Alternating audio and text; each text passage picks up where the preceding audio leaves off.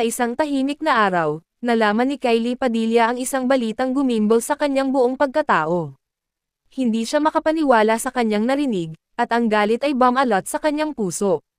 Ang lahat ay nagsimula nang matuklasan ni Kylie na si Mariel Rodriguez, asawa ng kanyang amang si Robin Padilla, ay unti-unting inuubos ang kayamanan ng kanilang pamilya. Galit na galit si Kylie nang malaman ang tungkol dito. Hindi niya akalain na ang taong itinuring niyang ina-inahan ay magagawa ang ganitong bagay sa kanilang pamilya.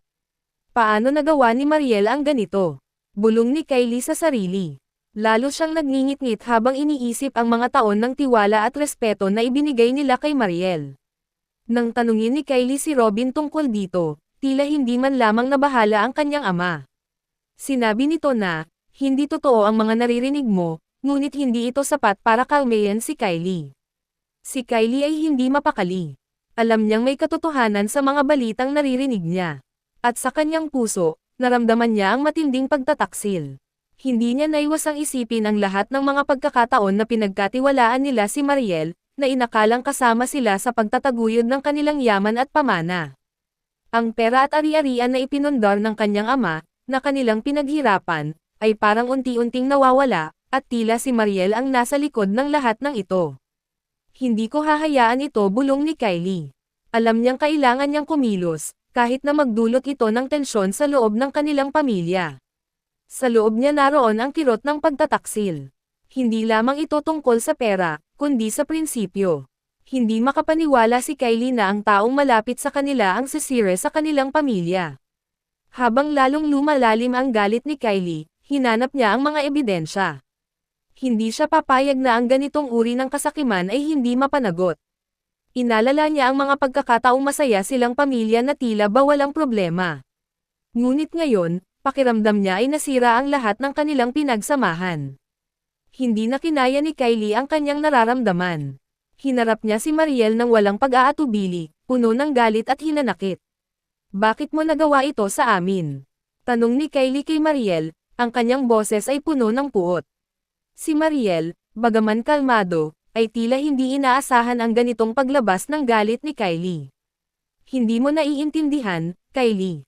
Hindi ganito ang iniisip mo, pagtatanggol ni Mariel. Ngunit para kay Kylie, huli na ang lahat ng paliwanag. Sa mga mata ni Kylie, isa ng malaking kasalanan ang nagawa ni Mariel.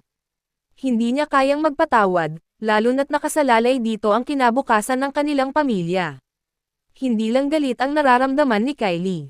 Pakiramdam niya ay binaygo sila ni Mariel, isang taong pinagkatiwalaan nila bilang bahagi ng kanilang pamilya. Si Robin, sa kabila ng lahat, ay tila nais pang depensahan si Mariel. Pero para kay Kylie, hindi na ito tungkol sa relasyon nila bilang mag-asawa kundi tungkol sa kasakiman at pagtataksil. Hindi makapaniwala si Kylie na ang lahat ng kanilang pinaghirapan ay halos naubos dahil sa mga desisyon na tila lihim na ginawa ni Mariel. Hinding-hindi ako papayag na masira ang pamilya namin dahil sa ganito, mariing sabi ni Kylie. Alam niyang kailangan niyang kumilos bago tuluyang mawalan sila ng lahat.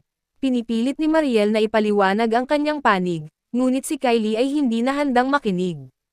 Para sa kanya, sapat na ang mga narinig niya at ang mga ebidensyang hawak niya. Galit na galit si Kylie, at sa pagkakataong ito, tila hindi na niya kayang makipagbati o magpakumbaba. Handa siyang ailaban ang karapatan ng kanilang pamilya. Gagawin ko ang lahat para protektahan ang pamilya namin, bulong ni Kylie. Alam niyang ito ang tamang desisyon, kahit pa magdulot ito ng matinding alitan. Sa kanyang isip, tila bumalik lahat ng mga sandali na inakala niyang masaya silang pamilya. Ngayon, malinaw na sa kanya na nagtatago si Mariel sa likod ng maskara ng pagiging mabuting asawa at ina. Hindi lamang kay M.